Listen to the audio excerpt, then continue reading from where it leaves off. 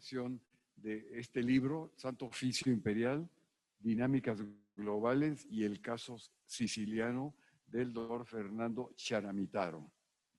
Y a nombre del Centro de Estudios de Historia de México, Fundación Carlos Slim, les damos la más cordial bienvenida y en colaboración con la Universidad Autónoma de la Ciudad de México, pues los invitamos a escuchar a nuestros ponentes para el comentario de este libro, sin duda alguna, o lectura obligada, sobre todo para los que nos dedicamos a la edad moderna, aunque ya ahora se cuestiona ya mucho ese título, y sobre todo por este libro, entre la Edad Media y la Edad Moderna. Entonces, pues ya todo se cuestiona hoy en día. Entonces, bueno, pues muchas gracias por estar con nosotros, Fernando, muchas gracias por haber escogido al Centro de Estudios. Y bueno, sin más, vamos a empezar y le damos la palabra a la doctora Silvia Jamuy Sutón. Voy a leer una rápida semblanza académica porque su currículum es bastante amplio. Bueno, tiene la licenciatura en Historia por la Universidad Iberoamericana, donde tuvo el mejor promedio y mención honorífica, porque fuiste a mi alumna además, ¿verdad? Sí. Bueno, pero en letras, sí, pero tomaste historia. Bueno, entonces, acreditó la maestría en letras con orientación en literatura comparada en la Universidad Nacional Autónoma de México y en el 2006 obtuvo el doctorado de letras en la misma universidad con mención honorífica. Ha sido docente en la Universidad Iberoamericana desde 1997 a la fecha y en la Universidad Nacional Autónoma de México desde el 2007. Asimismo, colabora en tutorías en el programa de posgrado en la maestría en docencia para la educación media y superior. Desde luego ha participado en congresos, coloquios en México y el extranjero y ha publicado artículos en revistas nacionales e internacionales. Y dentro de su producción bibliográfica anotamos interpretaciones literarias como apertura hacia el universo del otro, entre comillas, en el 2021. Otro, el sentido oculto de las palabras en los testimonios inquisitoriales de la Ribera, judaizantes en la Nueva España. Otro más, lecturas desglosadas, oralidad y escritura en la narrativa mexicana. Y el judaizante Rafael Gil Rodríguez y el declive de la Inquisición, de España, siglo XVIII, publicado por la Iber. Organiza y presida desde hace 6 años el Seminario Interdisciplinario de Arte en la Universidad Iberoamericana. Presidenta del Comité Académico del Centro de Documentación e Investigación Judío de México, vicepresidenta de la Asociación Mexicana de Estudios en Estética y, para no alargarme más, miembro del Sistema Nacional de Investigadores desde el 2015 a la fecha, y en el 2022 le fue otorgado el premio a la mejor profesora de asignatura en lengua y literatura hispánicas de la FES Acatlán de la Universidad Nacional Autónoma de México. Bienvenida, Silvia, nos da mucho gusto que estés aquí con nosotros. Al contrario, yo agradezco muchísimo la invitación. Muchas gracias a todos los presentes. ¿Sí se escucha bien? ¿Sí? ¿Me alejo un poco más? ¿Sí? Bueno, pues, ¿está mejor así? Ah, perfecto.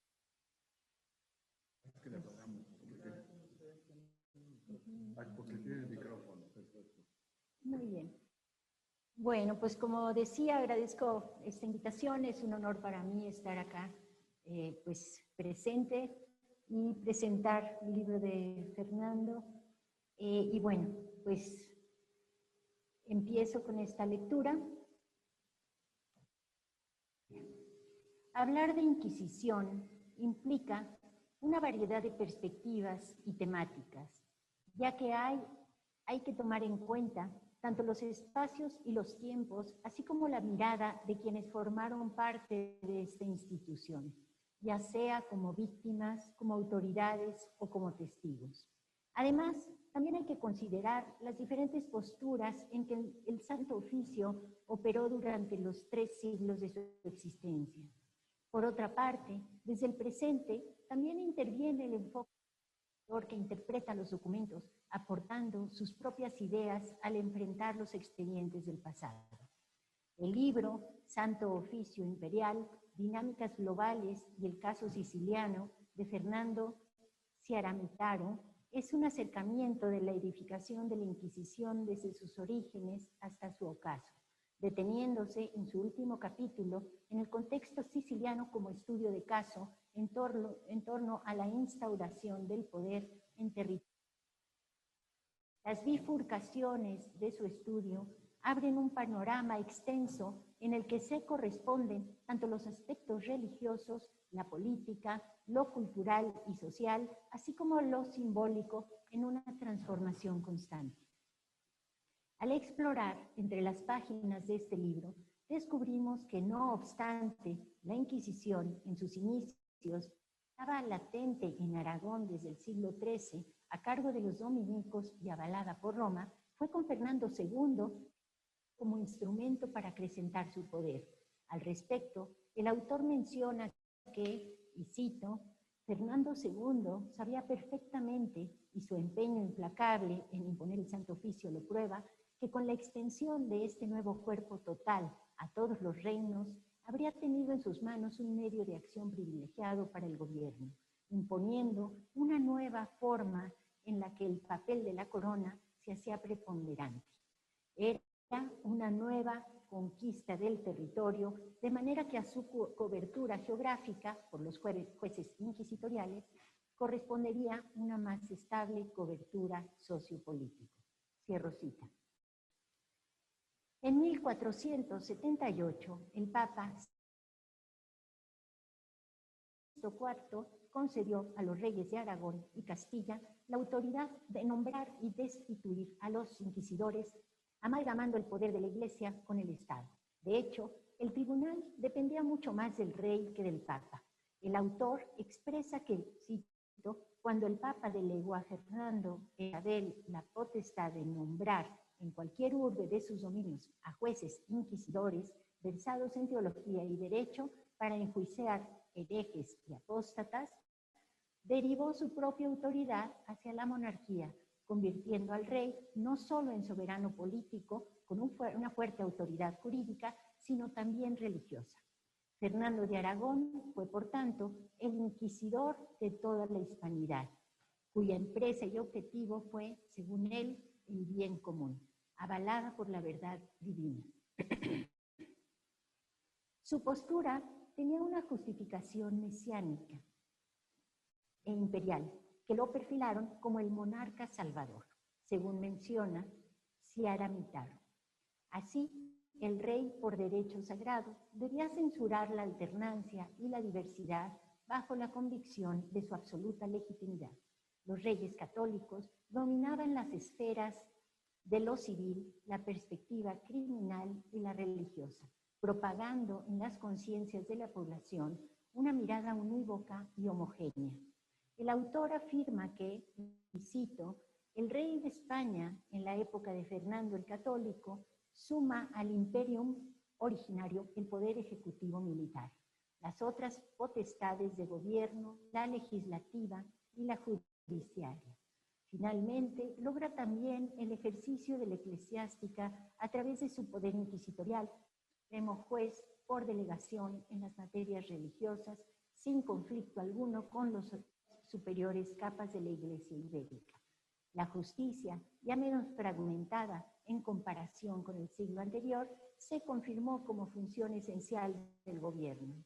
Sin ella, el rey no podía prosperar. Cierro cita. La normalización de los prejuicios, que enfatizaba la discriminación y la exclusión, estaba avalada oficialmente por leyes que condenaban la herejía. La Inquisición, como se mencionó, era la herramienta de control del régimen que implementaba el miedo y la desconfianza entre los pobladores. Todo ello hundió a la sociedad en una serie de comportamientos vigilados y controlados en todos los niveles. El análisis preciso de Ciaramitaro acerca de la conjunción entre el poder religioso con el político para procurar el dominio social al servicio de la monarquía abre cuestionamientos en torno a las minorías. Así, nos podemos cuestionar, ¿es la exclusión un elemento inseparable del poder? La conformación de la identidad unívoca promovida por los monarcas implicaba necesariamente la anulación del otro. ¿Cómo es que Isabel y Fernando II no plantearon las condiciones necesarias para asimilar a los rechazados que finalmente accedieron a la conversión? Es decir, ¿qué pasaba con quienes no estaban de acuerdo? Los que intentaron ajustarse a las normativas impuestas, pero seguían siendo perseguidos. Tanto los judeoconversos como los maometanos, las brujas, protestantes y demás individuos transgresores de la ley se vieron posicionados como los enemigos del régimen por profesar otras ideas. Es cierto que toda norma posee su contraparte, es decir, su desorden y desavenencia que la valida. La construcción de la discordia se enfocó desde la plataforma religiosa en los que no profesaban el cristianismo. La pregunta inmediata que surge es, ¿se puede romper con toda una herencia milenaria a partir de un decreto? En la España de los siglos XV al XVII, la mentalidad cristiana estaba en cada acción, cada pensamiento de la sociedad. La Iglesia promovía modelos de comportamiento en que desde la dimensión sobrenatural se justificaban las injusticias. Las leyes establecían así tanto lo moral como su transgresión. Es decir, los que atentaban contra esa forma de pensar debían ser perseguidos y rechazados. El deber ser monárquico se planteaba en cuestión de religión para unos y no para otros. De esta manera, la prohibición de sus creencias los obligó a adecuarse al secreto y a la clandestinidad. Una de las leyes inquisitoriales establecía, por ejemplo, que, cito, debía castigarse a los judíos por sus muchas culpas y para ganarse el galardón de la vida eterna. Cierro cita, librándose del mal implicado. Y finalizaba la ordenanza diciendo, cito, así con la virtud de Dios los desmenuzaremos, así como el viento hace al polvo ante sí, y los dejaremos como el lodo es deshecho en el campo, y ganaremos de ellos por la iglesia de Dios y por la fe de los cristianos. Cierro cita. Esto está en el Fuero Juzgo, en el texto de Pallares. La exclusión se volvía un deber sagrado, pues el cristianismo, en esta lógica, era la verdad inviolable. Como estrategia de control, el sistema inquisitorial adoctrinaba a los pobladores cristianos para mantenerse al acecho y proceder a la denuncia, fomentando el miedo y el rompimiento con el capital social. La eficacia de la Inquisición regularizó prácticas de represión, la traición y la desconfianza. Solo hay que detenerse en el siguiente mandato, que casi no tuvo cambios, según el autor, desde 1480 a 1820, para constatar la misión del inquisidor frente a la herejía. Para los grupos minoritarios perseguidos, sin embargo, el pecado estaba en los otros. A pesar de su conversión obligada, los cristianos los sometían a hostigamientos, discriminaciones y amenazas de muerte. Eran sospechosos de no ser del todo fieles a Cristo. La pureza de sangre fue la disposición que después de la conversión forzada fomentó las diferenciaciones, utilizando ahora la distinción entre cristianos viejos y los nuevos. Detengámonos en un testimonio de Elena de Silva, mujer judío-conversa peninsular, que revela cómo, desde su ser judía, culpaba a los cristianos de su desgracia. Y cito, se hincó de rodillas la dicha doña Elena y pidió justicia a Dios contra quienes eran causa de que ella y su marido dejasen su tierra y hacienda, diciéndolo por los que la habían acusado en la dicha Inquisición, y deshechas fuesen las almas de quien deshacía, y que no era perdonado delante de Dios el que estando en la dicha Inquisición declarara lo que sabía contra otros. Cierro cita. La cita, además de mostrar la culpabilidad de sus opresores, evidencia cierta solidaridad entre los conversos que se mantenían, por lo menos al principio del encarcelamiento, fieles a su congregación. Para los reyes católicos, desde otra mirada, la problemática no residía tanto en individuos, sino en el poder político y religioso de toda la población. Como menciona el autor, cito, en el monarca residía la suprema justicia, sustento del pueblo, una justicia aumentada por unas bulas papales, cierro cita. La herejía era, pues, el principal objetivo del rey, sin detenerse en individuos concretos, utilizando a la Inquisición como su instrumento más eficaz. Su estrategia, lo sabemos, fue la amenaza y la obediencia. Así, a lo largo de los siglos, la consigna que prevaleció fue la de extinguir la herejía. No obstante, las autoridades se tuvieron que adecuar a las circunstancias y a las corrientes ideológicas que prevalecían en cada época. Cada monarca, y en una jerarquía menor cada inquisidor, imprimía sus directrices e intereses en torno al poder, al control y a sus conveniencias. Por ello, es incierto referirnos a la Inquisición en forma singular y unívoca. La historia se percibe desde lo diacrónico y lo sincrónico, desde lo general o desde lo individual, desde el poder o desde los testimonios de las víctimas. Finalmente, es el historiador quien parte del presente hacia el pasado para rehacer las narrativas de quienes existieron realmente. Cada mirada es una verdad parcial que va armando el rompecabezas interminable de los hechos. Pero más allá de dar un panorama de las múltiples modalidades y vertientes de la Inquisición, el autor se detiene en el segundo capítulo de su libro en el caso de Sicilia, que plantea el establecimiento, el desarrollo y la extinción de la Inquisición en esa isla. Su objetivo, como bien lo expresa, es, cito, mostrar el peculiar papel jurídico, político, religioso que desempeñó el Santo Oficio en Sicilia, modelo efectivo de autonomía y poder en la esfera de la administración del brazo eclesiástico, de las creencias, las metodologías de culto, persecución de las desviaciones, en su marco local e internacional, empezando por la historia de la historiografía y concluyendo con la historia fáctica desde la instauración hasta su desaparición. Cierro cita.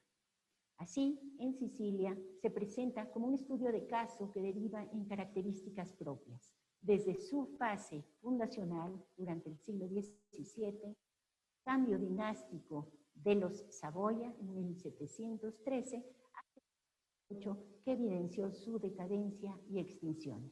Al principio, expresa el autor, y cito, la Inquisición siciliana tuvo una doble función regalista de barrera insular de la cristiandad. Primero, frente al adversario interior en la lucha contra las desviaciones en el seno del cristianismo siciliano, la presencia judía, conversa, protestante, criptomusulmana, etc. Y la infidelidad política de los traidores de la unidad con España. Segundo, frente al oponente exterior, como tribunal que garantizó hasta el siglo XVII un obstáculo efectivo para la posible avanzada del Islam en el Mediterráneo, vigilando y castigando a moros, moriscos y renegados. Cierro cita. De 1490 a 1565 en Sicilia, la Iglesia dependía del rey y el Santo Oficio era, cito, un instrumento económico, como bien dice el autor. Ya en el siglo XV hubo ciertas deficiencias en el funcionamiento del tribunal, pues los ministros cometían fraudes y robos y no había control de los documentos o los juicios arbitrarios. Con Carlos V, la Inquisición de Sicilia se tornó aún más autoritaria y su presencia, como menciona Fernando, se promovió como cuerpo ya no solo santo, sino también al servicio de Dios y de la monarquía. El deber mesiánico del rey justificaba toda exclusión. Para los judíos, como era de esperarse, cito, la casa en la frontera interior al israelita y al judío converso Empezó en 1487, 1488 y concluyó en 1540, 1560 con el decreto de su expulsión. Algunos sicilianos, sin embargo, defendieron a los israelitas, por lo que surgieron actitudes permisivas para su exilio. En realidad, en un sector de la sociedad se percibían deseos contrarios a los gobernantes. Su rebeldía incluía la supresión del Santo Oficio. Sin embargo, aunque hubo resistencia de los pobladores, la colectividad judío-conversa desapareció en el transcurso de 50 años.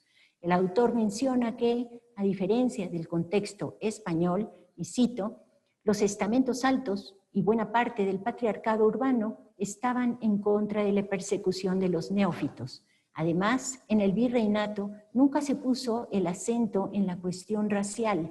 No existían estatutos de limpieza de sangre o de linaje como en los reinos ibéricos y no se dieron las numerosas conversiones que caracterizaron al siglo XV español. Cierro cita. Pese a todo, los conversos, al intentar asimilarse, fueron una herramienta contra sí mismos, es decir, en la búsqueda de identidad entre ser judíos o cristianos, se posicionaban afines a la autoridad y delataban a sus conocidos. La paradoja fue que desde la misma colectividad surgió la semilla de su propia destrucción, como suele pasar. Aún así, se determinó posteriormente que se dejara en pausa el funcionamiento del Santo Oficio durante 10 años aproximadamente, misma que con desilusión se restauró en 1546. El nuevo inquisidor, Bartolomé Sebastián y Valero, perseguía sobre todo a luteranos que huyeron ante el endurecimiento de las leyes.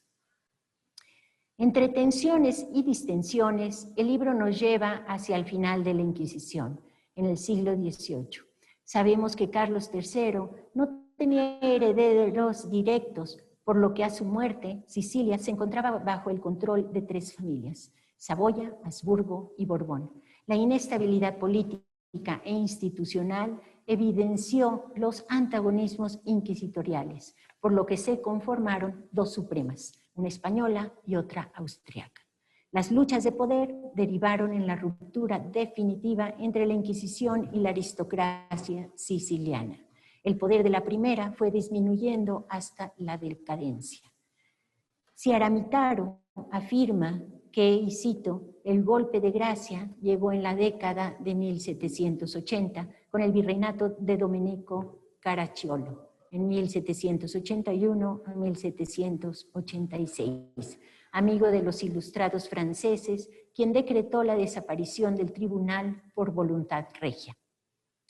De esta manera, el libro que presentamos abarca un amplio panorama acerca de las múltiples vertientes y perspectivas del sistema inquisitorial. Sin embargo, la que más llama la atención es la línea política de la Iglesia, es decir, la búsqueda obsesiva por el poder que acarrió con individuos e ideologías. El Santo Oficio en Sicilia era una herramienta de control que infundía el miedo y que se tornó casi autónoma en relación a la Suprema española.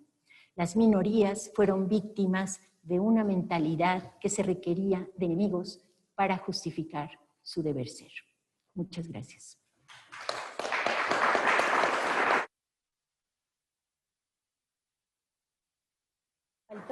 A ver, le faltó un poquito. Un párrafo que tiene que ver con que los invito a leer, por supuesto, este extraordinario libro que nos sumerge en una mirada alternativa del sistema inquisitorial y su derivación en Sicilia, y que nos brinda un nuevo examen de los contextos y las actitudes humanas en torno al poder. Ahora sí, muchas gracias. Exacto. Muchas gracias, doctora Silvia Jamuy, por esta amplísima presentación que nos invita a leer detenidamente el libro y que ha hecho una reseña verdaderamente excelente. Muchas gracias, muchas gracias. Bueno, y ahora le damos la palabra a la doctora Adriana Álvarez Sánchez, que también me voy a permitir leer su currículum. Licenciada y maestra en Historia por la Facultad de Filosofía y Letras de la Universidad Nacional Autónoma de México y doctora en Historia por la Facultad de Geografía e Historia de la Universidad de Santiago de Compostela. Desde el 2010 es profesora de tiempo completo del Colegio de Historia de la Facultad de Filosofía y Letras de la Universidad Nacional. Pertenece al Sistema Nacional de Investigadores. Sus líneas de investigación son la historia de las universidades, tanto de la perspectiva social y cultural de las instituciones, como desde la historia de la construcción de conocimientos. En particular, estudia la Real Universidad de San Carlos de Guatemala y la enseñanza de las lenguas indígenas en las universidades en los siglos XVII y XVIII, aunque también ha realizado investigación sobre la Real Universidad de México. Ha sido responsable de 3 proyectos financiados en los que participaron profesores de distintas universidades y disciplinas de estudiantes. Una segunda línea de investigación son las humanidades digitales, campo interdisciplinario en el que se busca, además de contar con una formación técnica especializada, reflexionar sobre el impacto de la tecnología digital y en particular sobre el uso de Internet en las disciplinas humanísticas. Más ampliamente, su trabajo aborda aspectos de la Digital Scholarships, que se ocupa de aspectos diferentes sobre la vida académica y el uso de la tecnología digital. La formación digital, tanto de profesores como de estudiantes, planes de estudio, infraestructura, producción académica. Y ha sido responsable de 3 distintos proyectos centrados en la formación digital de humanistas, impartiendo talleres en distintas universidades mexicanas y extranjeras, y participó en el diseño del plan de estudios de especialización de humanidades digitales en la Facultad de Filosofía y Letras de la Universidad Nacional, que actualmente se encuentra en revisión. Es miembro de la Red de Humanidades Digitales. Y bueno, entre sus publicaciones, coordinadora y autora, la primera gramática del Caxxiquel, 1753, estudio interdisciplinario, análisis histórico, gramatical y visual. Otro más, patronazgo y educación, los proyectos y la fundación de la Real Universidad de San Carlos de Guatemala, 1619-1687. Y bueno, tiene capítulos extensos en diferentes revistas y libros, y particularmente es interesante tu trabajo en la cuestión digital. Así que te vamos a invitar para que el centro de estudios, porque es un tema realmente muy, muy interesante y muy actual. Bueno, pues adelante con el comentario. Bueno, muchas gracias. Buenas tardes a todos y a todas. Agradezco primero, por supuesto, a Fernando, a quien creo que conocí como, no sé si 2014 o así en Perú, ¿no? Donde presentaba, recuerdo, un trabajo sobre extranjeros, ¿no? Y bueno, poco a poco hemos ido pues colaborando, en particular en este amplio tema de la historia de la Inquisición, ¿no?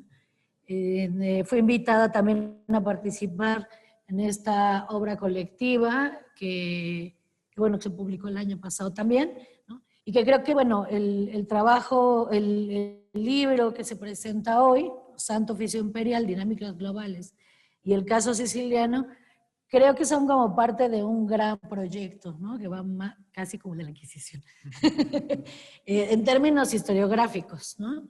De recuperar casos, de convocar, ¿no? A trabajar esta institución que no es solo como la institución, ¿no? Sino que ya vimos que es una herramienta esencial, ¿no? En la conformación de los imperios, en particular, pues del imperio hispánico, ¿no?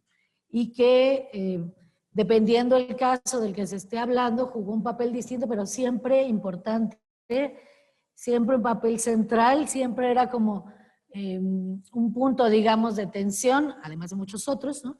Y que creo que eso rebasa un poco como esta idea general o popular sobre, pues eso, ¿no? La Inquisición quemaba gente, la Inquisición solo perseguía, eso, ¿no? La Inquisición, en el caso de Nueva España, por ejemplo, ¿no? Popularmente se piensa que condenaba, torturaba y quemaba indígenas, ¿no?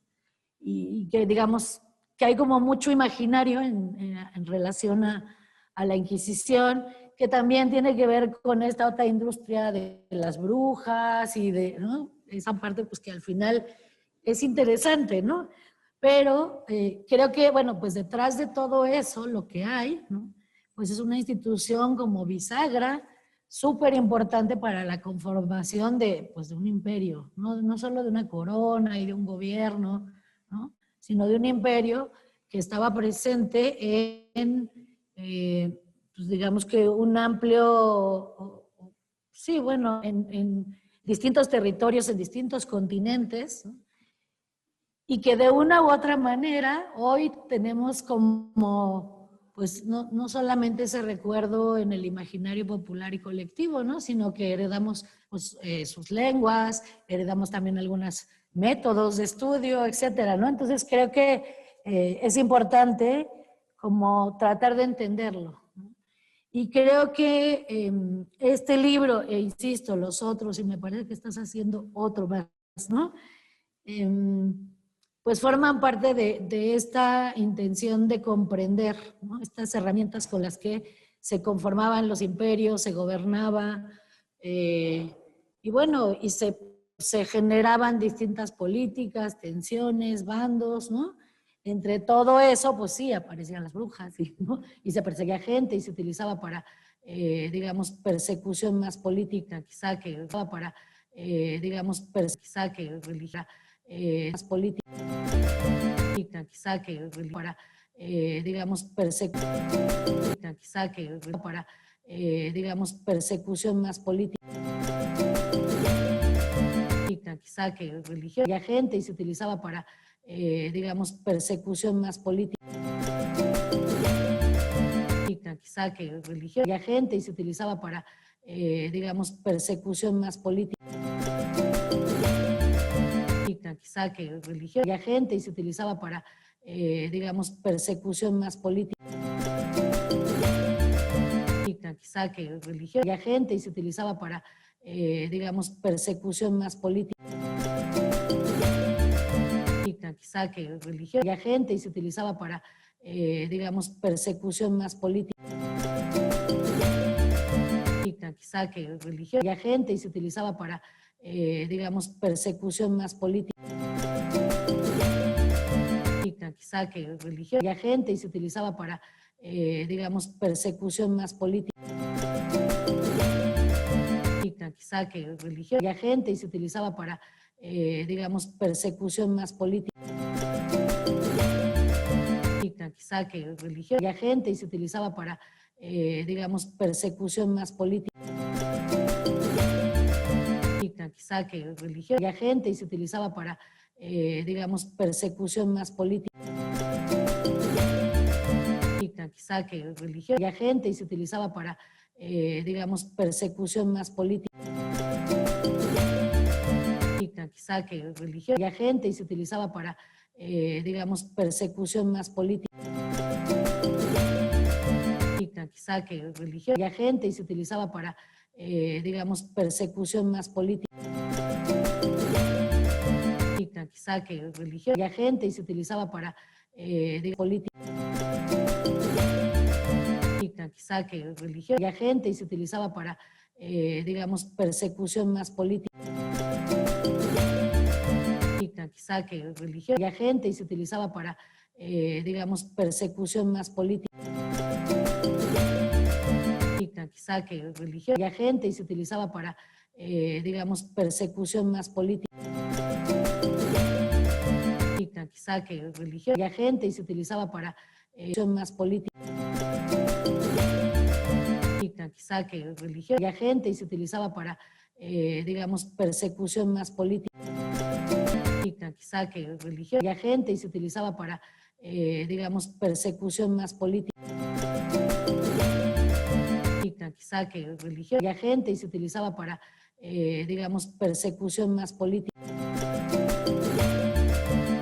quizá que religión, y gente y se utilizaba para, digamos, persecución más política, quizá que religión, y gente y se utilizaba para, digamos, persecución más política, quizá que religiosa, y gente, y se utilizaba para, digamos, persecución más política, quizá que religiosa, y gente, y se utilizaba para, digamos, persecución más política,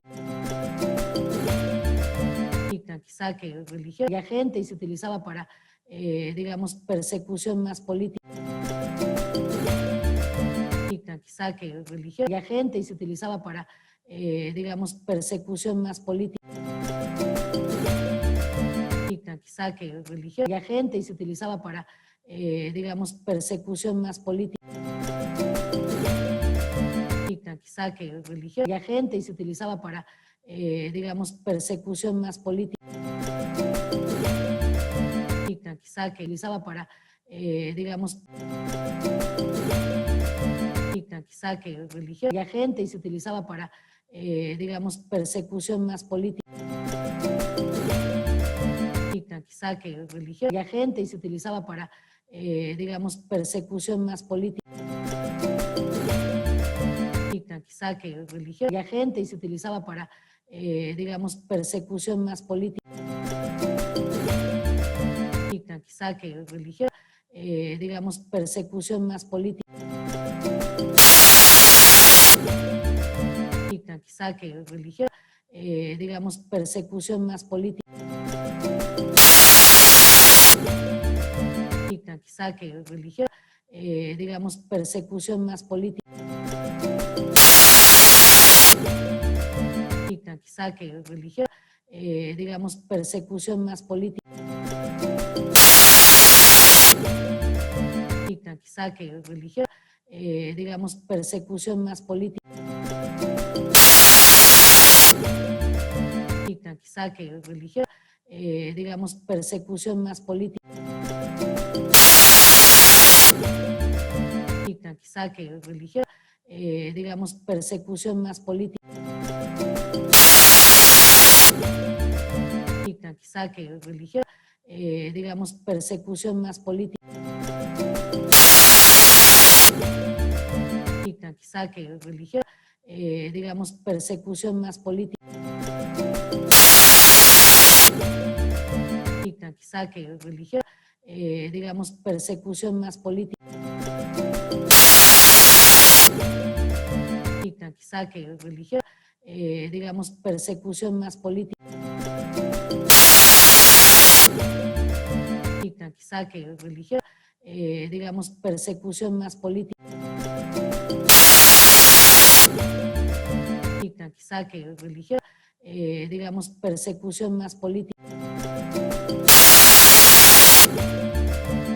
quizá que religiosa, digamos, persecución más política, quizá que religiosa, digamos, persecución más política, quizá que religiosa, digamos, persecución más política, quizá que religiosa, digamos, persecución más política, quizá que religiosa, digamos, persecución más política, quizá que religiosa, digamos, persecución más política, quizá que religiosa, digamos, persecución más política, quizá que religiosa, digamos, persecución más política, quizá que religiosa, digamos, persecución más política, quizá que religiosa, digamos, persecución más política, quizá que religiosa, digamos, persecución más política, quizá que religiosa, digamos, persecución más política, quizá que religiosa, digamos, persecución más política, quizá que religiosa, digamos, persecución más política, quizá que religión, digamos, persecución más política, quizá que religión, digamos, persecución más política, quizá que religión, digamos, persecución más política, quizá que religión, digamos, persecución más política, quizá que religión, digamos, persecución más política, quizá que religión, digamos, persecución más política, quizá que religión, digamos, persecución más política, quizá que religión, digamos, persecución más política, quizá que religión, digamos, persecución más política, quizá que religión, digamos, persecución más política, quizá que religión, digamos, persecución más política, quizá que religión, digamos, persecución más política, quizá que religión, digamos, persecución más política, quizá que religión, digamos, persecución más política, quizá que religión, digamos, persecución más política, quizá que religión, digamos, persecución más política, quizá que religión, digamos, persecución más política, quizá que religión, digamos, persecución más política, quizá que religión, digamos, persecución más política, quizá que religión, digamos, persecución más política, quizá que religión, digamos, persecución más política, quizá que religión, digamos, persecución más política, quizá que religión, digamos, persecución más política, quizá que religión, digamos, persecución más política, quizá que religión, digamos, persecución más política, quizá que religión, digamos, persecución más política, quizá que religión, digamos, persecución más política, quizá que religión, digamos, persecución más política, quizá que religión, digamos, persecución más política,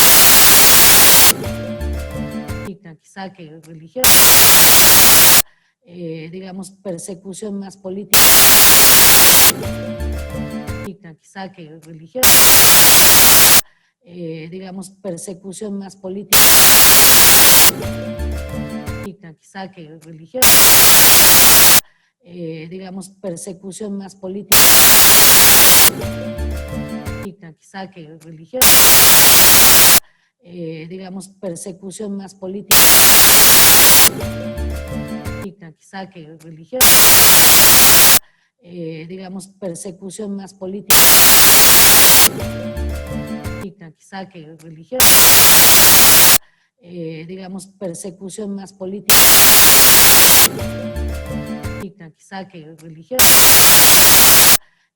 digamos, persecución más política, quizá que religión, política, digamos, persecución más política, quizá que religiosa, digamos, persecución más política, quizá que religiosa, digamos, persecución más política, quizá que religiosa, digamos, persecución más política, quizá que religiosa, digamos, persecución más política, quizá que religiosa, digamos, persecución más política, quizá que religiosa, digamos, persecución más política, quizá que religiosa, digamos, persecución más política, quizá que religiosa, persecución más política, quizá que religiosa, persecución más política,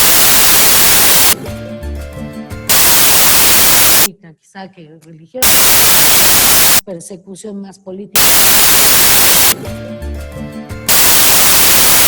quizá que religiosa, persecución más política, quizá que religiosa, persecución más política,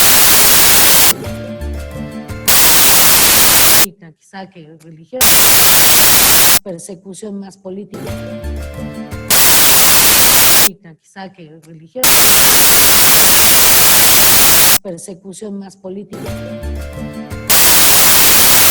quizá que religiosa, persecución más política, quizá que religiosa, persecución más política, quizá que religiosa, persecución más política, quizá que religiosa, persecución más política, quizá que religiosa, persecución más política, quizá que religiosa, persecución más política, quizá que religiosa, persecución más política, quizá que religiosa, persecución más política, quizá que religiosa, persecución más política, quizá que religiosa, persecución más política, quizá que religiosa, persecución más política, quizá que religiosa,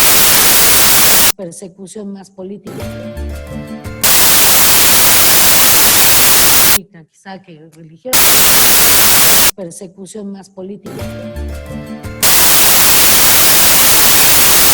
quizá que religiosa, persecución más política, quizá que religiosa, persecución más política, quizá que religiosa, persecución más política, quizá que religiosa, persecución más política, quizá que religiosa, persecución más política,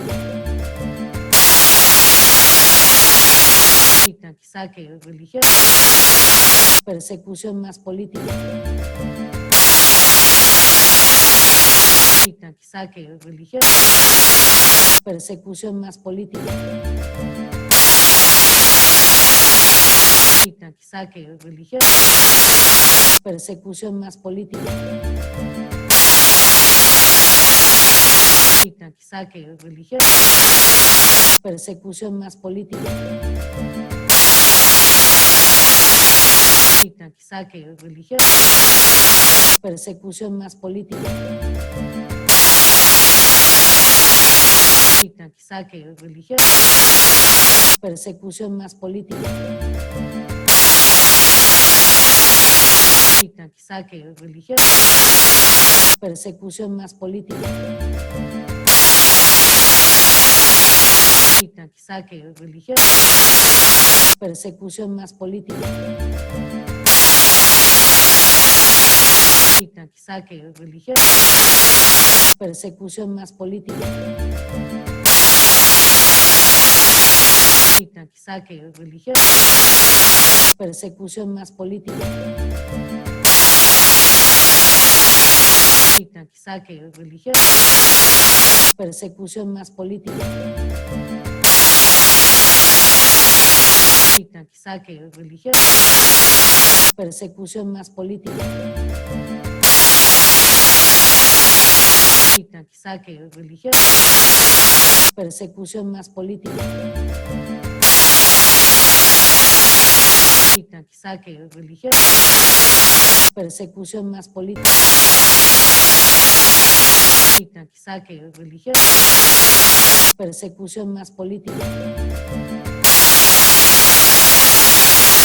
saque religioso, persecución más política, saque religioso, persecución más política, saque religioso, persecución más política, saque religioso, persecución más política, saque religioso, persecución más política, saque religioso, persecución más política, saque religioso, persecución más política, saque religioso, persecución más política,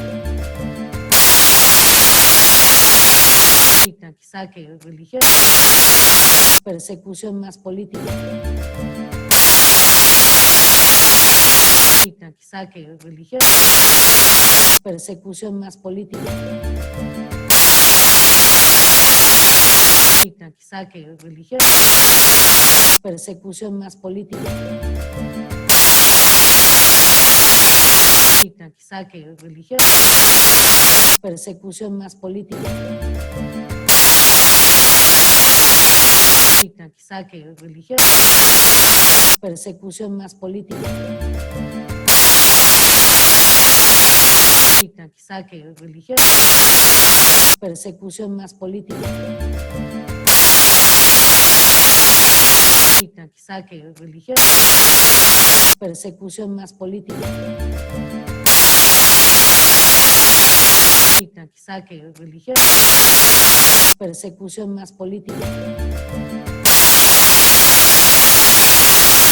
saque religioso, persecución más política, saque religioso, persecución más política, saque religioso, persecución más política, saque religioso, persecución más política, saque religioso, persecución más política, saque religioso, persecución más política, saque religioso, persecución más política, saque religioso, persecución más política, saque religioso, persecución más política, saque religioso, persecución más política,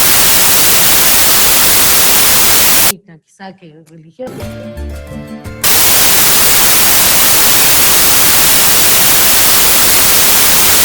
Quizá que religión.